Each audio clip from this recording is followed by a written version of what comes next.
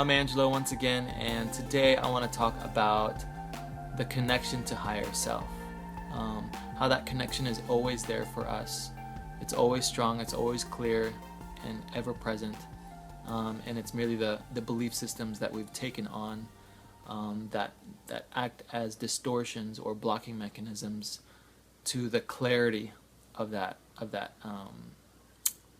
frequency or that vibration from higher self, that communication of energy. Um, I'm assuming that you know what higher self means, but for those that maybe have stumbled onto this video and wonder what I'm talking about, the higher self, what I'm talking about is the universal consciousness, the the the wholeness of the complete wholeness of ourselves. So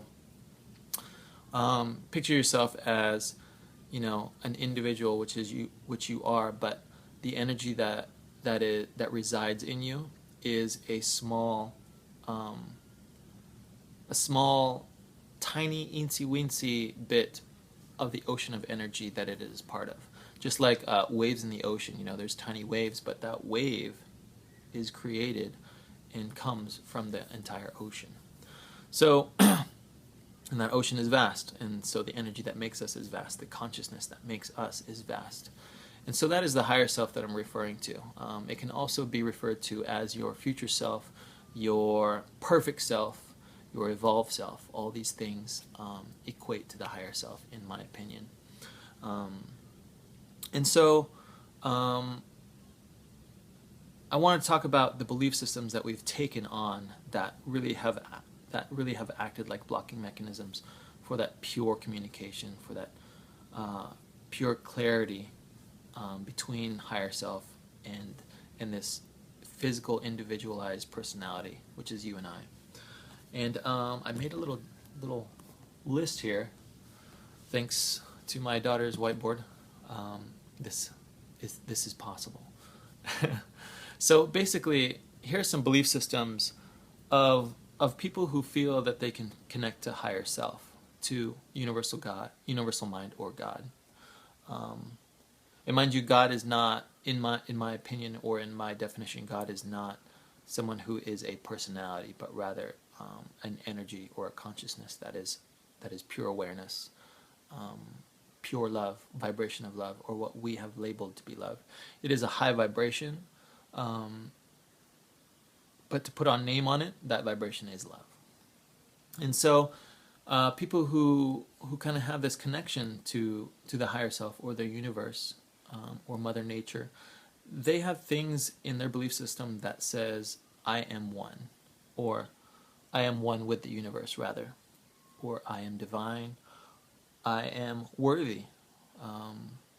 There's that word worthy, that term, can really be a blocking mechanism, because if you don't feel you're worthy of connecting to something so that you feel is so divine, that you're so separate, that you're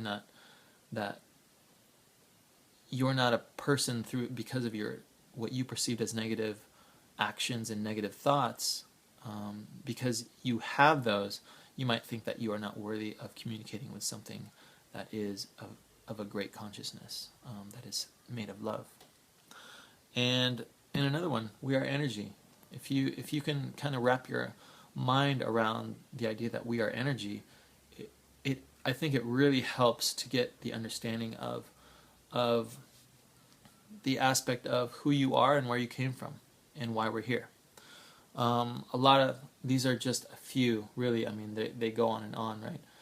These are blocking mechanisms to get you to here.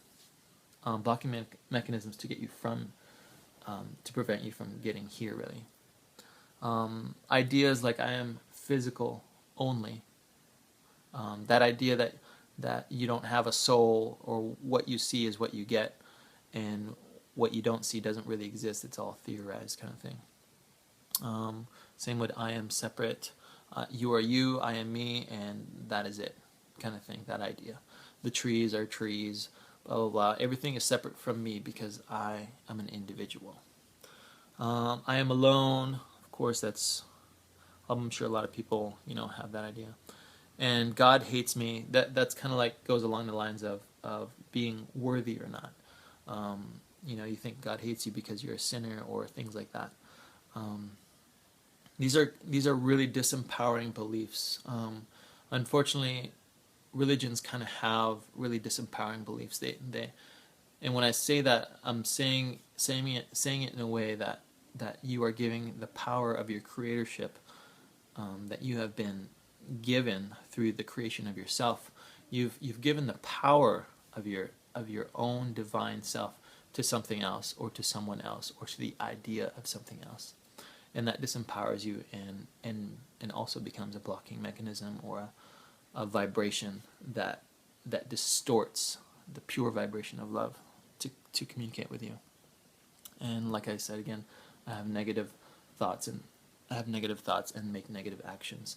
And those all add to creating a barrier. And if we can have the idea that we're here to experience and explore, just as kids do when they grow up. They don't know what's bad or good. They just do what feels right to them, and it's up to us as parents to kind of say, to guide them and be gentle with one another, and know that being nice is of benefit. It brings us together because we work together. And so as we grow up, we kind of in this time have been kind of brought up to thinking that we are out for ourselves, to really we've really become separated from each other, through our upbringing and through our thoughts and through media. Everything outside of us tells us that we are separated and that we need something outside of us to make us happy. It it be things or people, but to know that you are already this pure happiness and pure joy and pure love. That's where we got lost. That's where a lot of information has been distorted from religious texts, and because there are so many great things that are held in religious texts that relate to morals and self-love and the message of connectedness and oneness of everything. But then it gets distorted with fear and disempowering beliefs that where you could say we're made to disempower people so that a certain select few could have that power bestowed onto them. So I want you to know that you are always connected to higher self. And even though you don't think it, one of the main ideas that really, really can show evidence of this is your emotional state. When you make decisions or choices, if you feel heavy, if you feel really conflicted, or you feel fearful, that is giving you a signal, a clear signal that what you're either believing or you're choosing to do is out of alignment of your higher self. And like I said before, higher self is love. It's pure love. So it wants to make decisions out of love. And when you make decisions out of fear, and mind you, fear is not the opposite of love. It is because love also created fear. It's all part of the learning mechanism for itself. There is nothing that exists out of love, but love is kind of the lower vibration, you could say, but really it's a teaching mechanism that tells you, no, that's not out of love. You need to switch your belief system or switch your choice and make the decision out of love. If you do things out of fear or out of greed or things like that, it's going to feel really low. It's going to make you feel guilty. It's going to make you feel shameful. All these things, but know that it's not wrong. It's telling you, in essence, that you're making a decision not out of love. And basically that's what it wants to do. It wants to help you. It wants to always create and choose decisions out of love. That's basically it. And when you choose, and when you're in alignment with that, with those decisions, the joy, the natural joy of living and the feeling of fulfillment will naturally arise. Abundance will naturally arise. Everything will just come. And when I talk about abundance, I'm not saying like you have to be rich, like you're just going to be rich. No, I'm just saying that everything is going to be taken care of no matter what state you're in. I don't want to say that I'm rich or anything, but I always feel that everything is always taken care of when I make decisions out of joy and out of love. Joy and love out of myself to do things that I purely love to do, and not because I want to show off to someone or I need someone to think that I am better than them. Those are the types of decisions that are made out of fear, because you're fearing the value of yourself. If you don't have the value in yourself, you start making decisions based on what other people believe is valuable. So we really have to get to know ourselves. We really have to know what makes us tick, what makes us really, really proud of ourselves, what makes us happy, and make those decisions with every step, with everything that we do. That can be as small as just eating something. That can be as small as making the decision to go for a walk on a beautiful day instead of sitting inside, or living somewhere else, somewhere else out of a place that has a lot of crime or thing like that. It's making the decision to want to be happier, to want love for yourself, to know that that is what you deserve, because that's what you are. We all deserve love. We are all love.